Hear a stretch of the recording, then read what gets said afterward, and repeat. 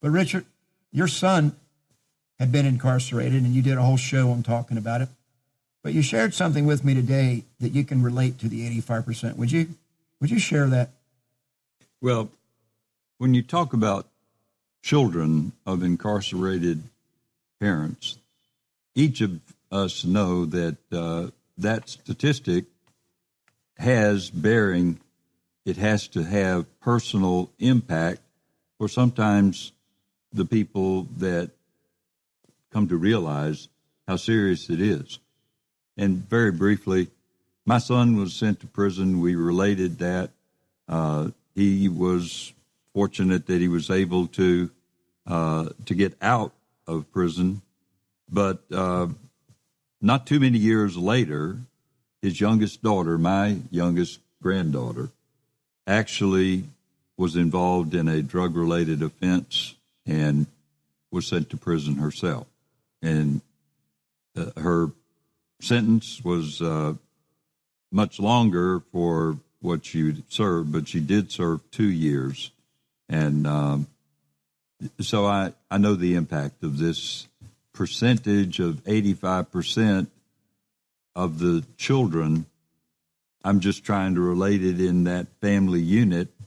That's just one of my 2 granddaughters, but out of the children that were born into that family unit, there was already a representation in the girls, 50% of those. And so, I think that statistic is probably much more personalized for many of us. Admittedly or not, it has all types of ramifications. And I'm thankful that this is an area that God has you focused in, because it has to reach.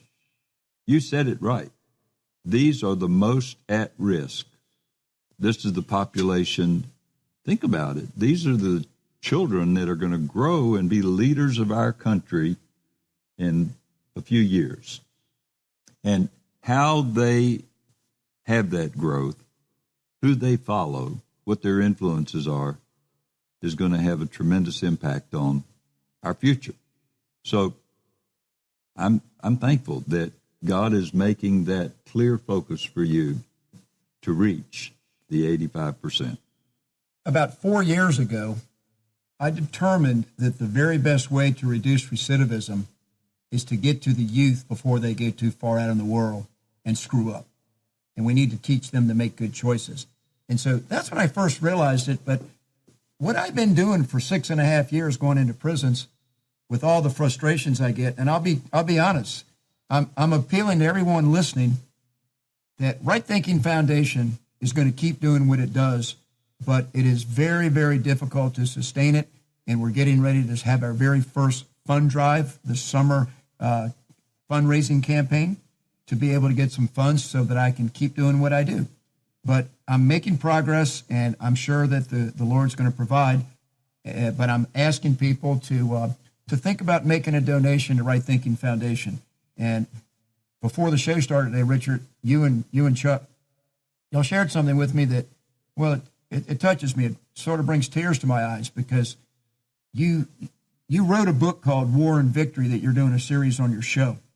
And you have said that anybody that is listening that is going to make a donation to Right Thinking Foundation can get a copy of your book. I don't really know how that works. How do we do that? Well, I think that the best thing to do is just to have people respond. Go to rightthink.org, and all they've got to do is enter their email address, their name, so that you have a means of being able to get it to them. We'll send them an electronic copy of this book so that they can actually have it instantly. They can download it. They can print it if they choose to do so.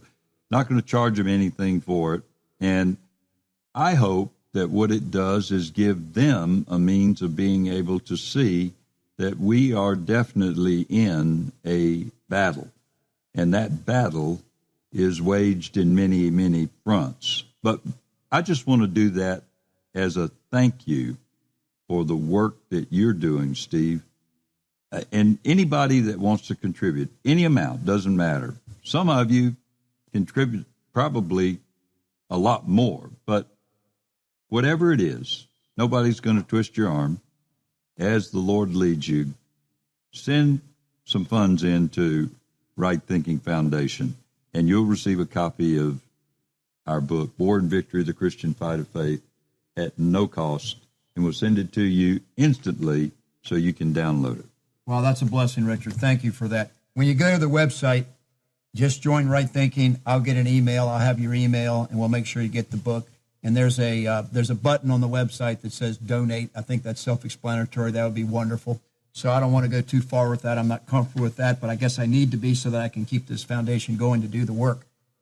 What I would like to do, Richard, is when I'm now out there making presentations and I'm getting ready to go on a speaker circuit, so to speak, where I just want to be in front of all of the Civic League clubs, the Optimist Club, the Rotary clubs, all those things. I want to go out and let people know the need that I'm addressing.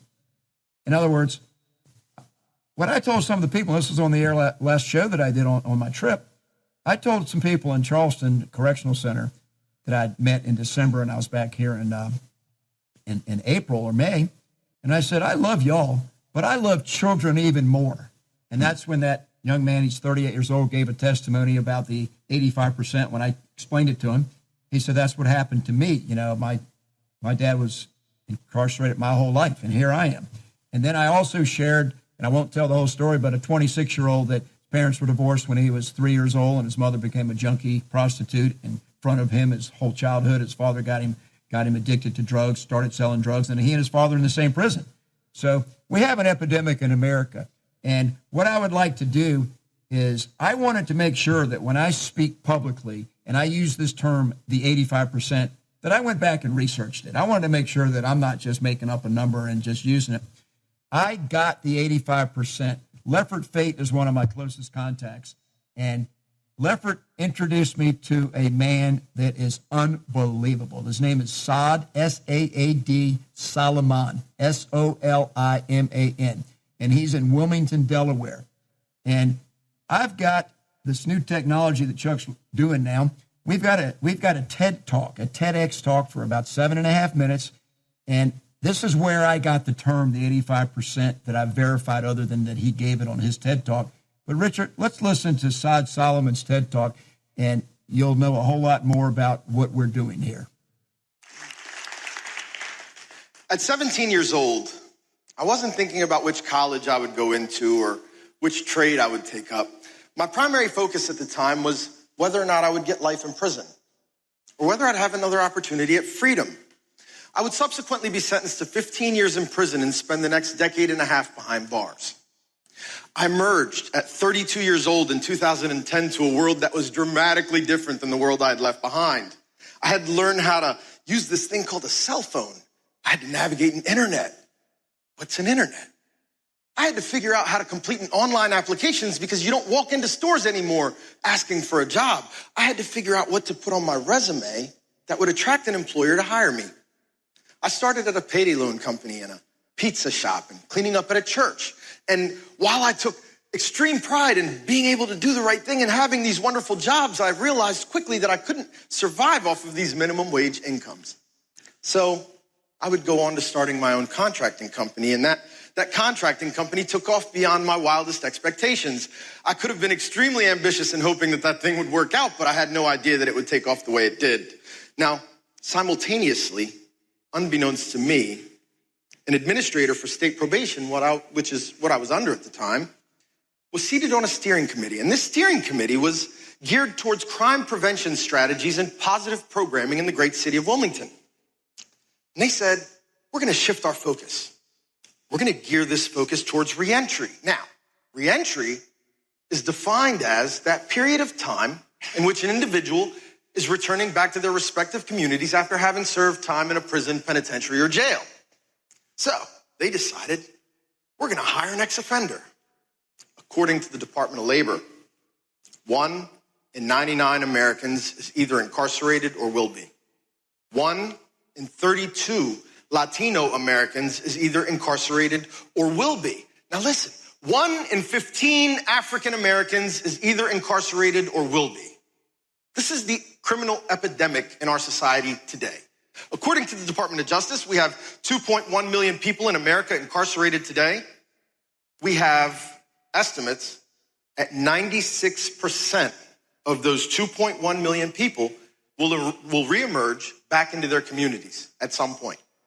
So now, those are the social impacts. The fiscal impacts are no less striking. Corrections budgets, $98 billion were spent on corrections budgets last year alone. And those numbers are slated to go up 8 to 12% per annum. Now that, in and of itself, is a challenge. But additionally, you have another statistic that's even more shocking and equally as disturbing. You have 85% of children of incarcerated parents are likely to see the inside of a penitentiary, jail, or a prison at some point in their life.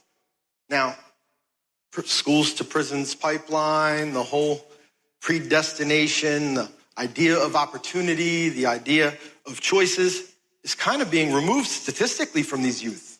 So that's a situation that's unacceptable and needs to change, right? So we came up with this incredibly wonderfully innovative opportunity here, and those grim statistics set the stage for what would become a very courageous and daring move on behalf of the federal criminal justice system here in Delaware. I would become the first contractor ever hired by the United States Attorney's Office here in Delaware and possibly in the nation. So we haven't heard back from the 94 districts that say whether or not they've ever hired an ex-offender, but up until this point, that's what our belief is. I would go on to becoming the third convicted person ever hired by the U.S. Probation Office under the United States District Courts here in America since the history of our great nation. So,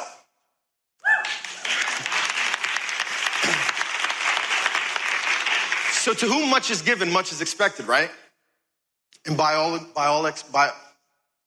standpoints, the expectations have either been met or exceeded. When I first came on to the U.S. Probation Office, our unemployed, unexcused rate was holding steady at 27.8%. That's to say that virtually 28% of federal felons in Delaware were unemployed with nothing to do and just thinking, what do I get into? So now the data suggests that past behavior is the best predictor of future behavior, right? So that's not a good scenario. We've managed to take our unemployed, unexcused rate down to 7.3%. We've outpaced the non-felon population by 2 points. So now we're taking men and women that would or could be criminals, and we're taking them and putting them into the workforce, and we're introducing them into a world of pro-social living and normative culture, and we're providing a couple of different things simultaneously. We're economically stimulating impoverished communities by reducing unemployment. We're putting positive male leadership in communities and households that are desperately lacking. We're increasing the tax base, and we're not drawing from the system, but rather we're paying into the system and increasing opportunity, and we're providing not only re-entry for these men and women, but pre-entry for their children. Now, the idea worth spreading. We need to tap into an abundant resource that is both prevalent in these communities and cannot be reduced without our collective collaborations. And in that situation, when we tap into these men and women that have cultural competence and experience in helping with these experiences and situations and guiding people out of these journeys that they're so misguided, we need to course correct. We can convert hope, we can convert desperation into inspiration, and we can take pain and suffering, and we can make that a reality that has ambition and truth and hope and equality and opportunity for everyone else. Wait a second. We already are.